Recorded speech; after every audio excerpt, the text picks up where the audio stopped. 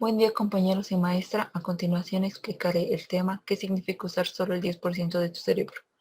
Para ello, como objetivo general, planteamos la contradicción del gran mito del 10% para profundizar en los orígenes de este mito y resaltar la habilidad que puede llegar a tener cada persona. Como introducción mencionaremos que desde tiempos antiguos hasta hace poco se creía sobre esta idea, ya que hace poco, como en 2008, se sacó una teoría que seguía en pie que solo se utilizaba el 10%. Sin embargo, como iremos viendo en esta exposición, esto se fue refutando o contradiciendo a lo largo de la historia. Bien, para ello, como primer punto abordaremos qué es el cerebro y sus funciones, así como las estructuras que lo conforman. El cerebro es un órgano que está o que forma parte del sistema nervioso central. El sistema nervioso central es un sistema que está dentro de nuestro organismo y sirve para controlar diversas funciones como caminar, correr y hacer funciones vitales que son esenciales para nosotros. Recapitulando, el cerebro se encuentra en la parte superior de nuestra cabeza y está protegido por el cráneo, mientras que la médula espinal está protegida, perdón, la médula espinal sí está protegida por la columna vertebral. Ahora, las estructuras que lo conforman son tres: el romboencéfalo, el mesencéfalo y el prosencéfalo. Todas estas estructuras están cuando estamos desde la etapa fetal, se va construyendo nuestro cerebro. Inicia como el romboencéfalo, posteriormente el mesencéfalo y el prosencéfalo. En esta ocasión nos centraremos en el romboencéfalo y en las estructuras que lo componen. La primera estructura que lo conforma es el bulbo raquídeo. Este se encuentra en esta parte y es el encargado de controlar funciones automáticas como la respiración. Con funciones automáticas me refiero a que nosotros no las podemos controlar. Por ejemplo, la respiración no la controlamos nosotros. La podemos contener, sin embargo, no por mucho tiempo, como la presión sanguínea, la frecuencia cardíaca, por ejemplo, son los latidos del corazón, qué tan lento o rápido va, tampoco lo controlamos nosotros. Por ejemplo, la digestión, de esto se encarga el bulbo raquídeo. La protuberancia anular, o también llamada puente de Barolio, juega un papel importante en los estados de alerta. Por ejemplo, cuando nos encontramos en un peligro o nos viene, por ejemplo, correteando un perro, en esto se activa esta estructura y manda señales a nuestros diversos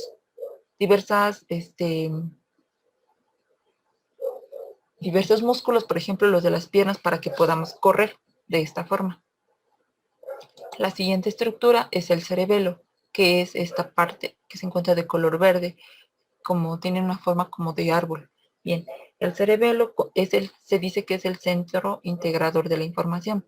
Con esto me refiero a que, por ejemplo, cuando nos quemamos, por ejemplo, el índice, nuestro dedo índice se quema por accidente, de inmediatamente llega una señal a este cerebelo, que en este caso el estímulo es el fuego que nos estamos quemando. Entonces, este cerebelo manda otra señal rápidamente a nuestra mano para que la retiremos y de esta forma no nos dañemos. La siguiente estructura es el diencéfalo, que está conformado por estas 4 estructuras más. Sin embargo, lo importante son el tálamo y el hipotálamo. El tálamo es el encargado de percibir señales auditivas, visuales y del tacto. Por ejemplo, cuando vamos caminando y nos llega un olor por ejemplo, al puesto que está ahí de hot dog, de inmediato lo percibimos y nosotros lo relacionamos con comida. De esto se encarga el tálamo, de relacionar cosas con acciones. En este caso, ir caminando, el olor es una cosa, por ejemplo, el estímulo, y lo relacionamos con comer. El hipotálamo es esta estructura que se encarga de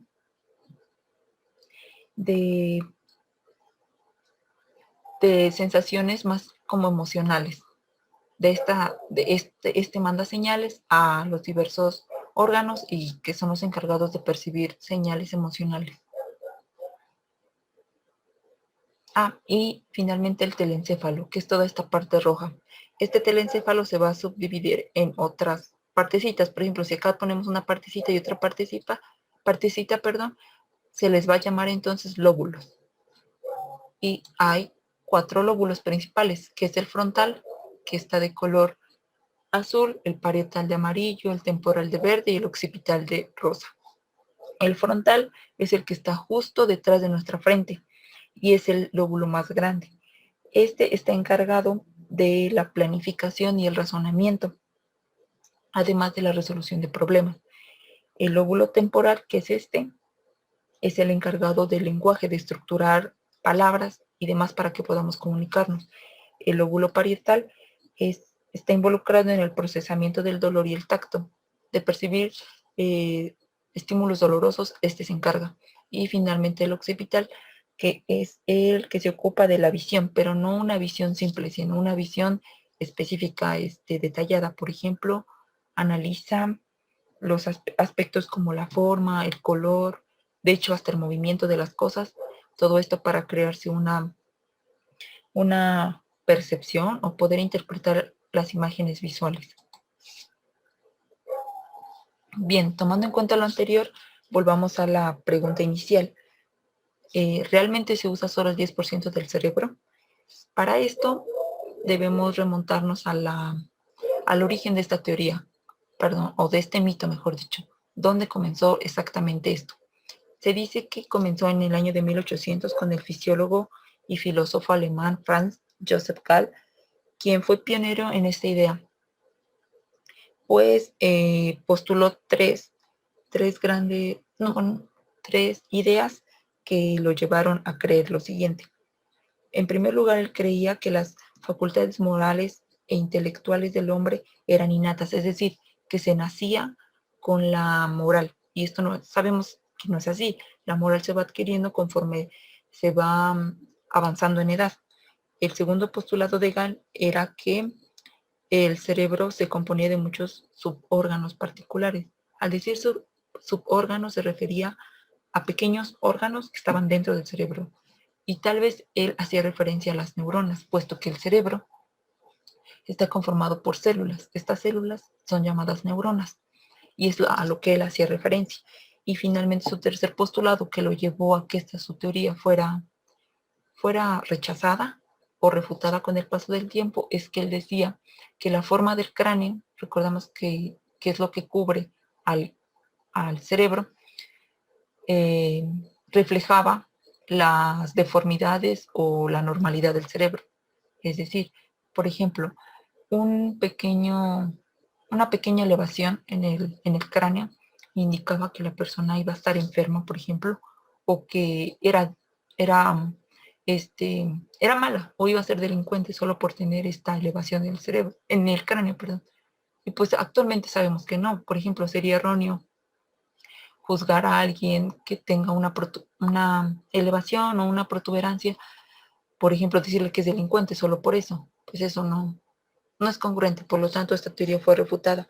Y así un sinfín de científicos que apoyaban y que refutaban al mismo tiempo la declaración del 10%. Independientemente de dónde vino, lo importante aquí es si esto es real o no. Entonces, ¿qué significa realmente usar solo el 10% del cerebro? Bien, la afirmación asume que solo el 10% de las neuronas del cerebro están activas. Solo el 10% están activas. Al mencionar activas, hace referencia a que estas neuronas están comunicándose. ¿Cómo se comunican? Disparando potenciales de acción. ¿Y qué es un potencial de acción? Pues es una descarga que una neurona hace, una descarga eléctrica que una neurona le hace a otra para que esa otra trabaje. Por ejemplo, una neurona manda electricidad a otra para que ésta empiece a trabajar. Eso es que estén activas, es a lo que se hace referencia. Pero hay otras neuronas que no necesariamente necesitan esa carga eléctrica. Simplemente están activas todo el tiempo, siguen trabajando, pero sin necesidades de energía. Entonces, es incongruente decir que solo el 10% se está usando. No, todas están activas, sin embargo, unas necesitan potencial de acción y otras no lo hacen. Y de hecho hay otras que inhiben o se puede decir que controlan a las que siempre están trabajando. Es decir, hay unas partes de nuestro cerebro que mantienen, por decirlo así, quietas a otras partes del cerebro, pero todas al mismo tiempo trabajan a un mismo nivel, o sea, nunca descansan. Ahora, se supone que dicen que si se puede trabajar solo el 10% y que el resto está ahí, pero, ejemplo, que esta partecita solo está trabajando, ¿no? Y que el resto pues está ahí, pero no está haciendo nada ni aportando nada, según el mito. Pues entonces estaría bien o pensaríamos pues que se quite toda esta parte, ¿no? Si se llega a quitar este 90%, pues no pasaría nada. Se supone que la persona continuaría haciendo sus actividades sin tener ninguna afectación. Sin embargo, sabemos que esto no es real. Incluso cuando una persona llega a tener alguna fractura en el cráneo o llega a lastimarse por por ejemplo, algún choque automovilístico, pues sabemos que la repercusión en el cerebro es grande. Tan solo, por ejemplo, en la enfermedad del Parkinson, que son afectaciones mínimas al cerebro, por ejemplo, las personas no pueden coordinar sus movimientos o son muy imprecisos. Entonces, obviamente que esto es de gran importancia. El 90% claramente que es importante.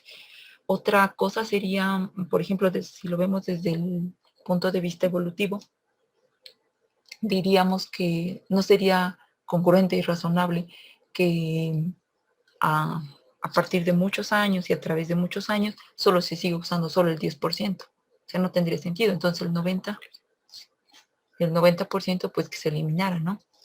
Entonces es así como se desmiente este mito. Y finalmente, a la conclusión que quiero llegar es que no es que se use solo el 10%, todo el tiempo se está usando, incluso cuando dormimos. Y las teorías que apoyaban este mito o esta idea, pues fueron siendo eliminadas y refutadas conforme se fue adquiriendo avance tecnológico. Sin embargo, no se descarta la idea de que estas teorías fueron un gran aporte en ese entonces para, para la ciencia del cerebro, o sea, las neurociencias, la neuroanatomía, la neurofisiología, todas ellas fueron, fueron de gran importancia y las teorías anteriormente mencionadas. Y agradezco mucho su atención.